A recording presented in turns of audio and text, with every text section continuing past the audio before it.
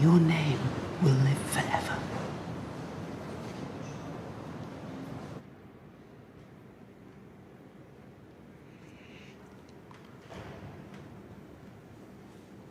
Don't be smug, Seymour. Well, she's had plenty of time. She travelled yesterday. She slept in a strange bed. Give her a chance. At 6 years old, she read Zimmer. Outstanding. How much did she comprehend? So, Mary, I see you're looking at a little problem. Little? It's big.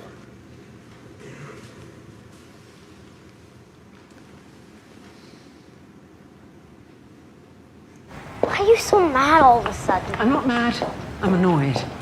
Not with you, dear, with that pompous ass Shankland. And I knew that guy was gonna have a beard before we even went in there. Now the teachers like to grow beards. I should never have agreed to this in the first place. Did he really expect you to just walk in and be able to dissect some random, massive problem? Not much to dissect if you ask me. Why? Why do you say that? It was wrong. What? Well, for starters, you forgot the negative sign on the exponent. It went downhill from there. The problem was unsolvable. Maybe this school isn't as great as you think it is.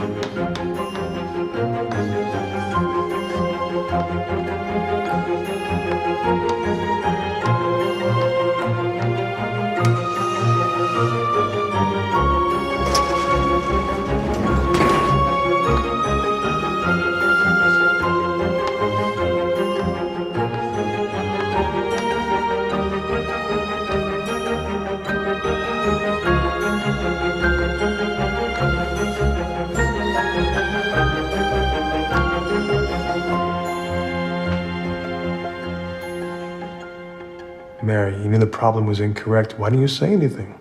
Frank says I'm not supposed to correct older people.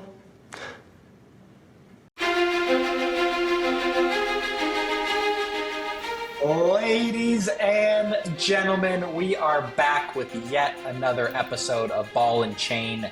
Week 10 in the Generic Fantasy League. Man, things are heating up. I can assure you all, this is going to be the most interesting piece of news you hear all week. Nothing else big going on in the country. Nothing else noteworthy. So stay tuned. We have an action-packed episode for you. I hate to spoil what's to come, but Brian, you've been in the lab, in the kitchen, chefing something up, I've heard. I've been teasing it for weeks, and guess what? It's finally here. The coaching metric is here. It's in this episode. The Once we get through this infamous headline, we're going to get right into it. metric. But you're not going to want to skip these headlines. These headlines are crazy. Cooper, I don't know if my issue is smaller than your issue. I don't know what was going on. But I got one headline for you. Headline. It's big and it's the top. I'm taking a page out of your book, and you'll see why in a second. Brown and Downs ground and pound. Logan scores 149.6, highest of the week. Out of nowhere. Really out of nowhere. Winner of, get this, Skull. 5 straight. 5 straight. Wow. This has been going up. I was high on him a few weeks ago. He's been rattling off wins. He gets to play Kyle 2 more times before the playoffs. You can chalk those up right now. He's about to be 8 and you can look at 8-3. He's a lock. He needs to start looking towards the playoffs. Kyle turning out really in his villain era now. He is officially #beat Jimmy, I believe is the team name. Apparently. Spelled with a Y, no less. With a logo that looks a little too similar to the Tinglers. I'm going to toss that out there. I thought that too with the Flames. I thought you guys had a trademark on that. Yeah, our legal department is going to be in touch with the New York team over there. Oh, I'm sure. Now, Brian, we do our best to be a data-driven, objective, no-nonsense piece of media here on the internet. There's a lot of controversy, a lot of uncertainty and uneasiness, candidly, in the air in the United States here. We are recording this on Wednesday, November 6th, the day after the presidential election, the day in which the presidential elect was announced. Big. We are not here to discuss right and wrongs, opinions, facts, anything in between. But I am here with some of my headlines, a little special election special segment here on Ball and Chain. Oh, yeah. Oh, yeah. Strap in, folks. There are some shocking similarities between the GFL and our nation's government as we know it. Is that so? Would you believe it? I would believe it. Brian, my first headline, split ticket votes expose poll bias. Poll bias. Poll bias. I don't know about you. I got approximately 25 texts over the last few weeks from Kamala herself. YouTube couldn't help but try and get me to hear Trump on the Joe Rogan Experience. A whole bunch of chatter, pre-election polls, exit polls, live predictions. It's all for naught come the big day. Now, I'm sure you're a well-informed, well-educated man like myself and like our viewers, so you know a split ticket vote is when a voter chooses one party for the presidency and another for their state representatives. So North Carolina, fantastic example, ended up going in Trump's favor for the state as a whole, but the attorney general, the senator, and the governor, all Democratic. These are with the senator. Michigan, yeah, these are all pretty unique situations in which expectations are being flipped on their head.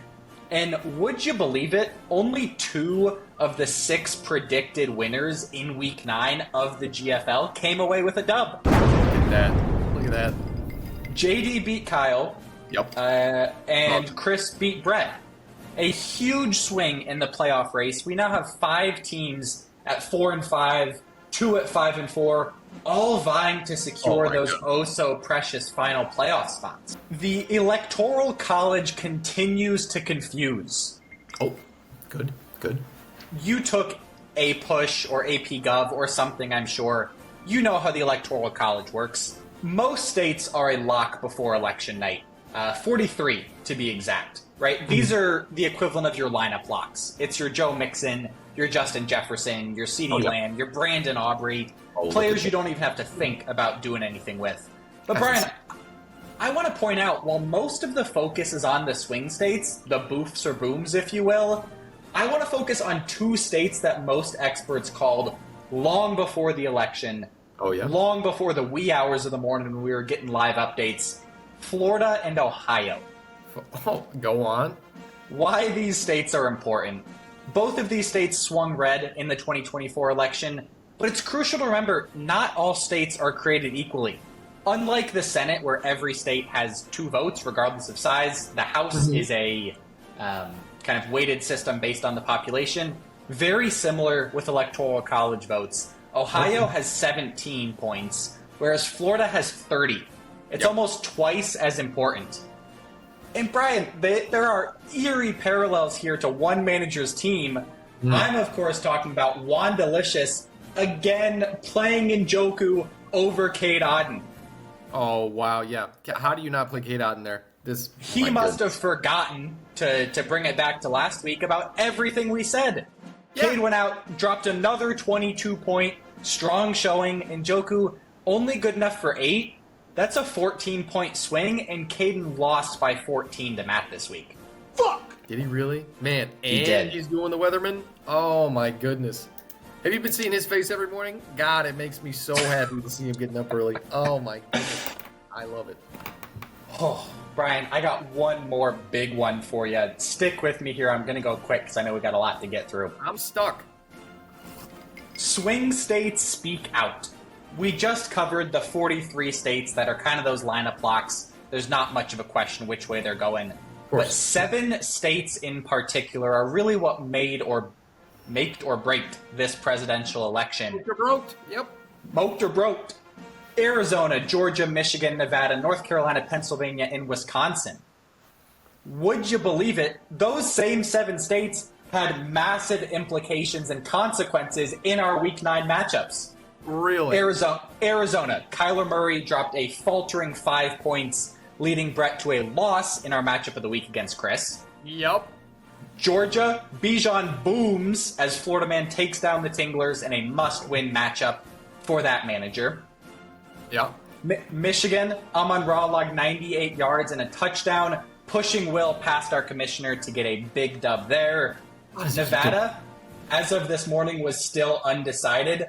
Much like you couldn't decide to play Jacoby Myers, an 18-point error in your loss to Logan. Yeah. North Carolina, a bit of an outlier here. Like I talked about in the first segment, declared red but elected a blue governor. Chubba was electric in the Panthers' second win of the season. Still not enough for Kyle to overcome JD in his matchup last week. Yep. And then our last two, Pennsylvania, one of the closest and most influential races from a manager residing in a state bluer than sadness itself. Logan with Jalen Hurts and A.J. Brown making it happen and moving up to third in the GFL. God, it really is those swing states. Last but certainly not least, Wisconsin, another crucial state for a turning tide this election. Really niche, fun political fact here. There's a small county called Door County that's in northeast Wisconsin. And since 1996, it has successfully predicted, i.e. whatever way they have voted, has been the winning candidate. Oh, wow. For 7 straight elections. That finally was overturned. They were proved wrong, voting Democratic, having Trump win the election. Much like Matt getting the dub despite a mediocre 12-point performance from Josh Jacobs of the Green Bay Packers in Wisconsin.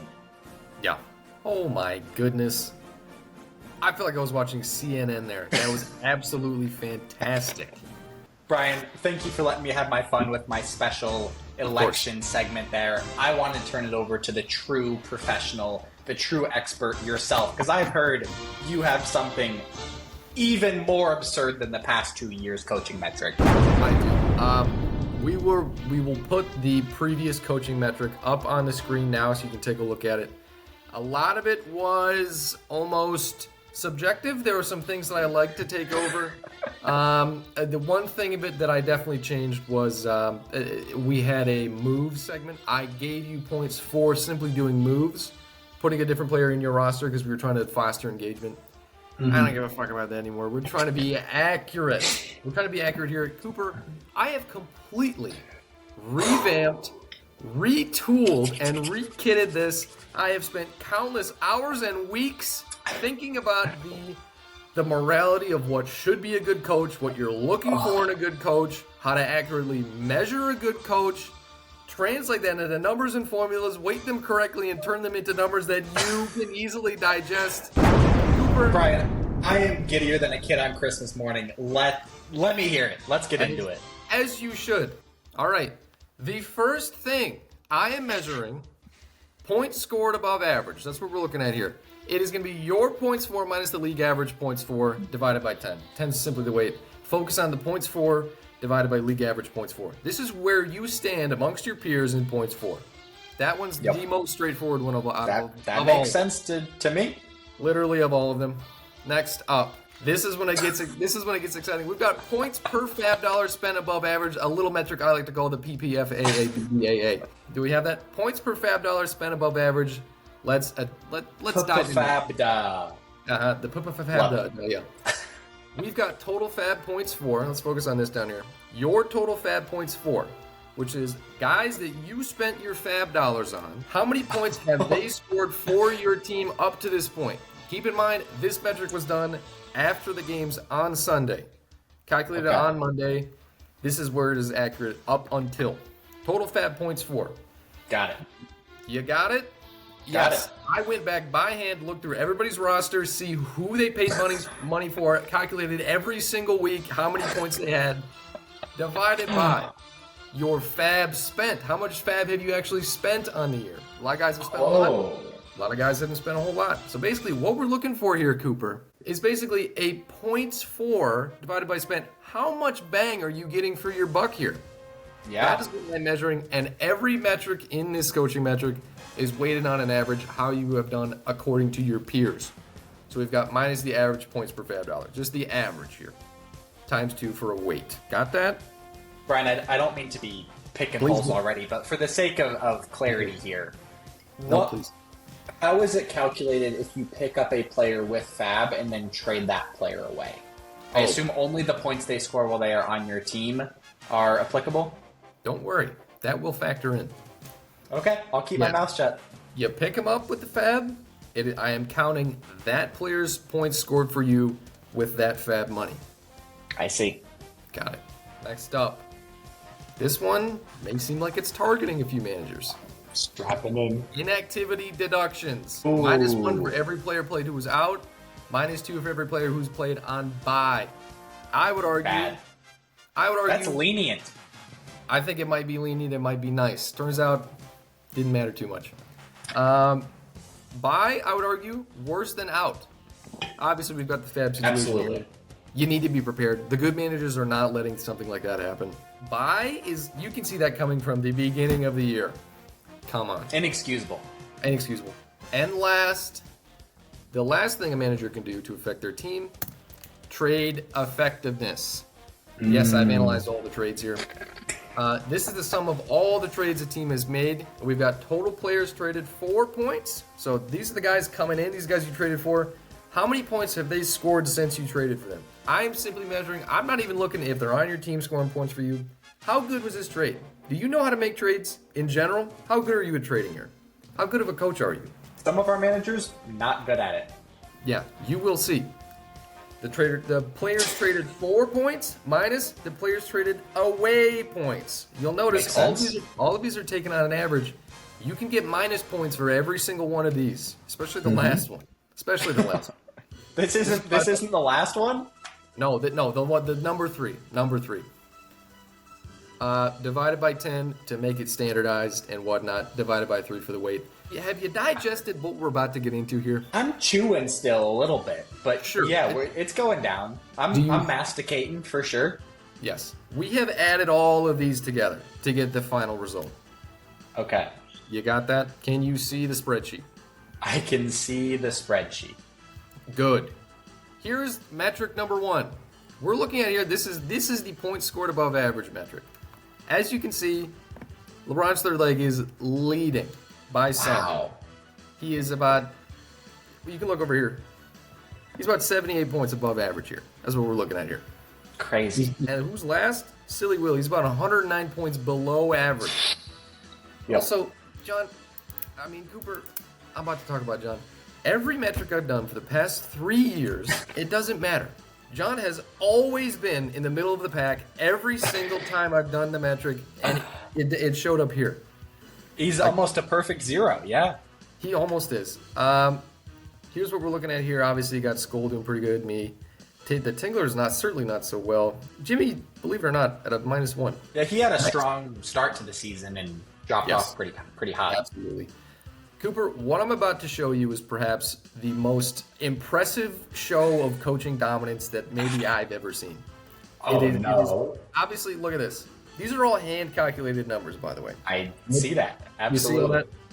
Your fab remaining, your fab spent. Here's the results here of what we're looking at here.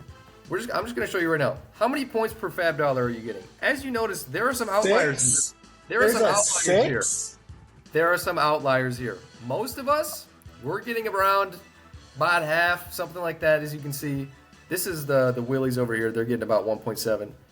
6. Holy shit. We're going to move over here. LeBron's third leg is absolutely putting all of us to shame. It is. He got Jordan Mason for $1, and he's put up hundreds of points. Jordan Mason for $1 was perhaps the best free agent move. And if you go look back, there's other moves in there. This is not all Jordan Mason. Yeah. I mean, the guy has spent $51. He spent $51. And he has blown everybody else out of the water. It is insane. 11.4. The worst one is Kyle, who just is not managing his money well here at 1.8. But, I mean, it's weighted on an average. Jimmy, a chronic overspender on the fab. Nice to see it reflected in your metric here. I'm with you every step of the way so far. Amazing. Also, if you notice here, the only other guy that isn't negative, Will. I guess this seems to incentivize low spenders. Low spenders, high scorers. High scorers, yes, absolutely. High scores, low spenders are going to be the best. Low scores, high spenders will be the worst. Hence, makes sense to me. This is absolutely insane here. This 11. Again, it's weighted on an average, so he's actually giving us all negative points here for how good he is. It's ridiculous. Wow. We're going to move through this a little bit quicker. The only two players who have played players who are out or on bye weeks are the Silly Willies and Kyle. They are getting hit with. They're getting hit with some here. Yeah, 3 apiece. A player on bye from Kyle. Demont, was it? What are we doing? This is a bye week. It was David Montgomery. It was. Yep. If I can remember correctly. I mean, just you can't let it happen. And inexcusable. And then we're going to get down here to the last one. We're going to get down here to the trades. If you'll look over here, obviously you can see the final data. Matt's been doing the worst here. He's negatively affecting his teams with the trades. I've been doing the best. The Saquon trade has definitely helped me out a little bit. This over here is just how many points you've gained from doing the trade. Sure. I've deleted an entire row. Okay. I'm winning here. The other guy, Matt, has lost 103 points in total by doing this trade. Jimmy down here, he's made one trade. This game here might be all Derrick Henry. That was Derrick Henry through and through. And it is absolutely tanked his season and his points here in the metric. Cooper, are you with me? I'm with you. I'm a little bit surprised. I guess because you made trades earlier in the season, there are more weeks in which you've been accumulating points from those trades. I'm surprised Logan's isn't higher, truthfully. I guess it kind of reflects Jimmy's. Logan's, he got knocked here for trading away JT and taking on. But the thing is, it evened back out because those points got subtracted from the other team here when he got that 83 back. So, I see. He got a little bit of maybe a minus there in the middle for that. It's just a quick interjection, Brian. It is criminal to see 5 managers who have yet to make a trade. Oh yeah, let's point out the Goobers, LeBron's third leg, Caden of Wandelicious, Who Gives a Shit, and the Silly Willies. Just not being active here. Maybe I'll give them a minus point. I don't know. I do have that power. We are going to get up to the final standings here. We're coming over here. Here we are. These are the top 3 coaches in the league. LeBron's third leg, me, and Skoll. Interesting. He hasn't made a single trade. He got no bonuses from trades. He's leading in points for. His PPFAABD above average times 2 is insane. Astronomical. Just leagues above the rest. I can't put it into words. Once again, the Florida man falling a little bit below, but still sitting at number 6 as he does. And then down here, we've got Silly Willy, Kirkland Signature, and Kyle Whittingham of Beat Jimmy 2025 as some of the worst coaches in the league. Cooper, anything shocking to you? Anything jumping out? I mean, I think this validates what we have seen anecdotally the past few weeks, that Logan is making the moves he needs to make. He's trending in the direction he should be. To be third in this and third in the league at that, incredible. It is. I'm not shocked. I mean, LeBron's third leg, we know him, we love him. That's a solid manager through and through. But the dominance of you had everyone else that's in the positives up, and it's still less than Brett. It's insane. Well, what he's been doing here with his money and his coaching moves. I mean, I'd like to say something right here. It's from draft day on, I want this metric to be a 0. We are measuring from draft day on. Some people say, "Oh, how well did you draft?" It's in the points for, and this is a regular season award. I want to make very clear. This will end at the end of the regular season. Cooper, another thing I'd like to point out. First in the league here, slightly above average coaching. I mean, if that hasn't been validating what I've been saying here, I don't know what will. It's incriminating, if nothing else. It certainly is. Also, what I took out from last year, no wins. I have no wins in here. No wins, no losses. Interesting. This is matchup agnostic. This is simply how your team is performing. Sans matchups. Cooper, any more comments here? I just want to give you a round of applause, first and foremost, for the analytical prowess this has taken and clearly went into putting this together. I know your coaching metric has gotten some flack in years past for not being objective, not being analytical. I don't see a single hole to poke in this, and I have every confidence that no one else who watches this video will. Nor should they. We should just stop the episode there because it's only going to go downhill. But hey, we gotta get to the sponsors. We gotta get to our matchup of the week. Boom! Boom! We've got two teams, 2 of the 5 teams sitting at 4 and 5. Yeah. John of the Florida Man versus JD of Who Gives a Ship. Both fighting tooth and nail to secure a playoff spot.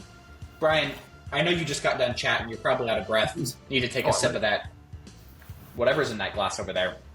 Kool-Aid, cough syrup, I don't know. What are your keys to this matchup? The keys to the matchup, I mean, it's who's JD going to play in his wide receiver spot, you know? He's got Tank Dell in there. Tank Dell, Nico might be coming back. And we all know what happened to Tank Dell at the beginning of the season. That wasn't good. Not to mention he's also playing Dalton Schultz at the moment, the tight end for the Houston, I wanted to say Oilers, but it's not the Brian, he's also playing Sam Laporta in his flex. He's running a 2 tight end system.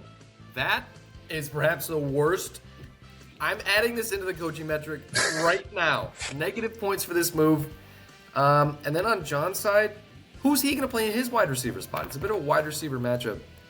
Are you playing Cortland Sutton? Cortland Sutton's been booming recently. Are you playing Amari Cooper? Probably Maybe. not.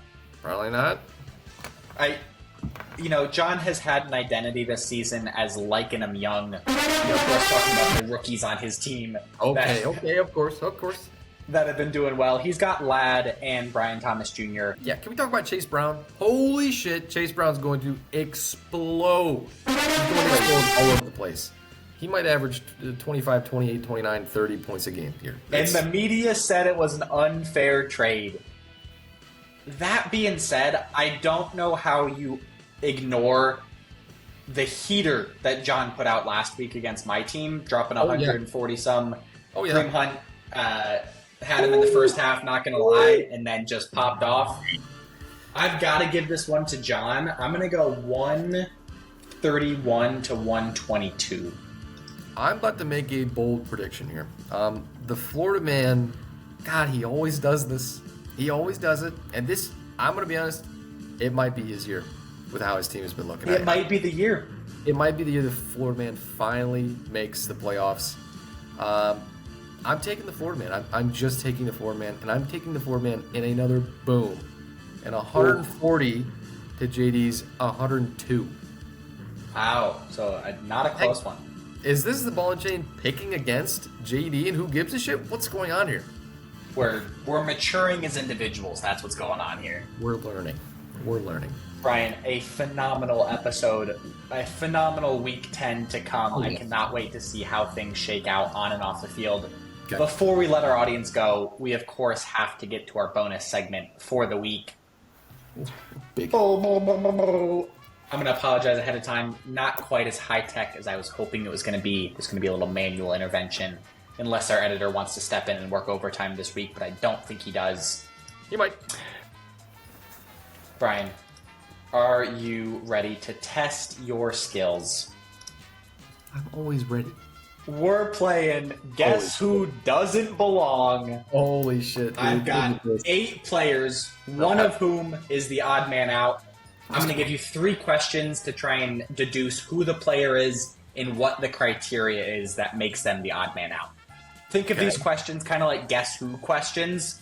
You could ask about a geographic region of a team. You could ask about position, age, performance. You could go things more subjective outside of football. Really an open playing field for you, but you're going to get 3 questions. I will knock them off as we go based on the questions you ask. Hopefully you get down to 1 and you can tell me why, or if it's a split vote between a couple different players, you're going to have to trust your gut. Pick them and tell me why you picked that player. I like that. Cooper, did the person score a touchdown last week? Well, I know Rashad did. I know Derek did. I know Foster Moreau did. And I know Rico Dowdle did. How do you know all of this off the top of your head? I know ball. Brian, this player did in fact score a touchdown last week. Okay. That's going to rule out Malik Neighbors, T. Higgins. Oh, this is really good. DJ Moore, and Kyle Pitts. Who turned back into a pumpkin officially on Pumpkin Watch. I mean, it's got to be... Did this guy score a receiving touchdown last week? Brian, this player did not score a receiving touchdown in week 9. That is going to get Foster Moreau out of here and Rico Dowdle out of here. Rashad White scored his first rushing touchdown of the season. See, I'm used to him scoring receiving touchdowns. What is the difference between Rashad and Derrick Henry? Some may say that's an equal trade in GFL world, if anyone's interested in that one. I think you should maybe ask Logan what his thoughts are on that. That could be interesting. Brian, you got one more question. You could brute force this, but then you're still going to have to give me what is the rationale behind that being the player who doesn't belong. So maybe you try and get that into your question somehow. Good question there, Bri. This player was on a different team last year. Figured as much. You're halfway there. You've narrowed it down to who it is. Now, can you tell me why they are? Why does Derrick Henry not belong in this group of people you're asking? That is exactly what I'm asking. Hold on, let me get you a little green. Thank you for my green thing. Derrick Henry's the only person that Jimmy traded away or something like that. But I don't think he's never had Rashad. I might have it. Might you? I might have it. Derrick Henry's the only person to throw a touchdown, pass for a touchdown. This season or in their career? In his career. You know, Bri, I don't know if that's true. That's my inclination. If it is, then you get a consolation win. I'm going to give our audience and our listeners a second. Pause the video if you want to figure this one out on your own. Brian, 2 of your questions were very much in the direction of where this distinction came from.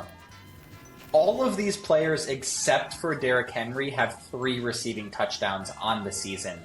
Derrick Henry only has 2. See, Foster Moreau has 3 receiving touchdowns. Foster Moreau has 3 receiving touchdowns. That is shocking. I'm surprised Malik Neighbors has 3. With the way Daniel Jones has been playing, just threw for his first touchdown at home since 2021. Are you kidding me? Yeah. Holy shit! Yeah. Wow, Cooper, what a great game. Thank you. What a great graphic. What a great guy. How about that? What a great episode, Brian. I think really showcasing our best between election controversy, coaching controversy, and the inner workings of the NFL and the GFL. Oh, yeah. No, this is one of our best for sure. Bookmark it, like it, subscribe, share, open it in the group chat and say hi. That's all we're here for. In the meantime, go hug your friends and family. Let's look for unity. We don't need to be any more divisive and divided in this company. In this company or in this country. That's right. Go call your grandma. Ball and chain. Out.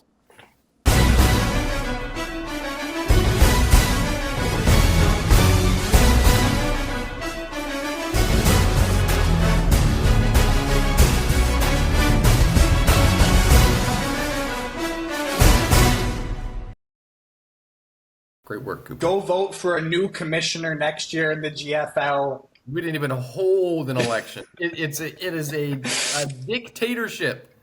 You don't want to talk about fascism? Let's get into a Socratic discussion about fascism. We're moving on.